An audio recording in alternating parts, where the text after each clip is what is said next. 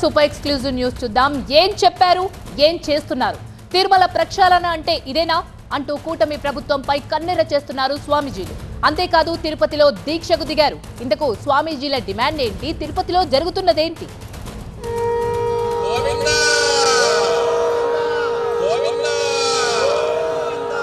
అప్పట్లో లడ్డూ లడాయి, ఆ తర్వాత తొక్కిసలాట ఘటన, మొన్నటికి మొన్న టీటీడీలో అన్యమతి ఉద్యోగుల వివాదం. ఇకిప్పుడు తాజాగా స్వామీజీల ఆందోళనలతో మరోసారి చర్చనీయాంశంగా మారింది తిరుమల.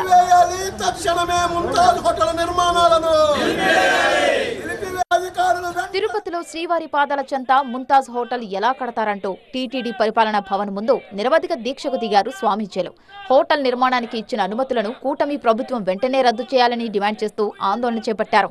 నిర్మాణాల విషయంలో వెనక్కి తగ్గకపోతే పరిస్థితులు మరింత దారుణంగా ఉంటాయంటూ ఆగ్రహం వ్యక్తం చేశారు.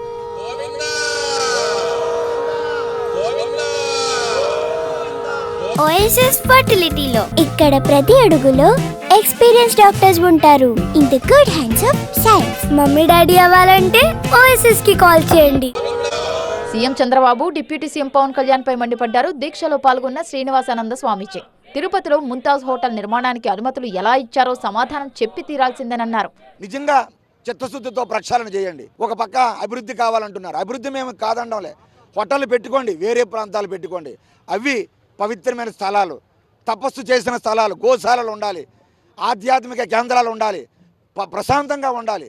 అంతే తప్ప అక్కడ ఇటువంటి అసాంఘిక కార్యక్రమాలకి ఆలవాలంగా దయచేసి మీరు మార్చొద్దు. చంద్రబాబు నాయుడు గారు, పవన్ కళ్యాణ్ గారు మరీ మిమ్మల్ని మేము కోరుతున్నాం. తక్షణమే ముంతాజ్ హోటల్ పెర్మిషన్లు రద్దు చేయండి. మొత్తంగా స్వామీజీల ఆందోళనలతో నిర్మాణాలపై కూటమి ప్రభుత్వం ఎలా స్పందిస్తుంది, ఎలాంటి నిర్ణయం తీసుకోబోతుంది అన్న ఆసక్తి నెలకొంది.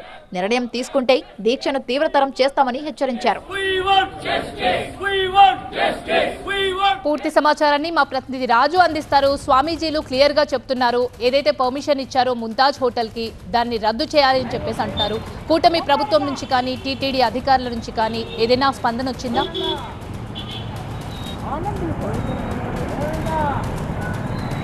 అయితే ఇప్పటి వరకు ఎలాంటి స్పందన టీటీడీ నుంచి రాలేదు, అటువైపు ప్రభుత్వం నుంచి రాకపోయినా స్వామీజీలు మాత్రం ఆమరణ దీక్ష కొనసాగుతోంది. ఏపీ సాధు పరిషత్ ఆధ్వర్యంలో శ్రీనివాసానంద సరస్వతి ప్రస్తుతం ఆమరణ దీక్ష చేస్తున్నారు. ఆయనకు మద్దతుగా రాష్ట్రంలో దాదాపుగా 200 మందికి పైగానే స్వామీజీలు వచ్చి ప్రస్తుతం అయితే నేను టీటీడీ పరిపాలనా భవనం ముందు ఆమరణ దీక్ష కొనసాగుతున్న శిబిరం మధ్య ఉన్నాను. ఉదయం నుంచి దీక్షా శిబిరం వద్ద అయితే పెద్ద ఎత్తున స్వామీజీలు గోవిందా గోవిందా అంటూ నినాదాలు చేస్తున్నారు. ఒకటి సనాతన ధర్మ రక్షణ బోర్డు అంటే 7 కొండలను అపవిత్రం చేయడమా పవన్ కళ్యాణ్ గారు అంటూ. అసలు వారాహి డిక్లరేషన్ అంటే తిరుమల 7 కొండల్లో ముంతాజ్ హోటల్ నిర్మాణం చేపట్టడమా, అసలు తిరుమల ప్రక్షాళన అంటే తిరుమలను అపవిత్రం చేయడమా సీఎం గారు అంటూ. అంటే ఇలాంటి ఫ్లెక్సీలు ఏర్పాటు చేస్తూ ప్లకార్డులు పట్టుకొని స్వామీజీలు అయితే నిరసన వ్యక్తం చేస్తున్న పరిస్థితి కనిపిస్తుంది. అయితే 2021లోనే ఒబరాయ్ గ్రూప్కు సంబంధించినటువంటి సంస్థ ముంతాజ్ హోటల్ పేరుతో స్టార్ హోటల్ నిర్మాణానికి అప్పటి ప్రభుత్వం 20 ఎకరాల స్థలాన్ని జీఓఎంఎస్ నంబర్ 24 విడుదల చేసింది.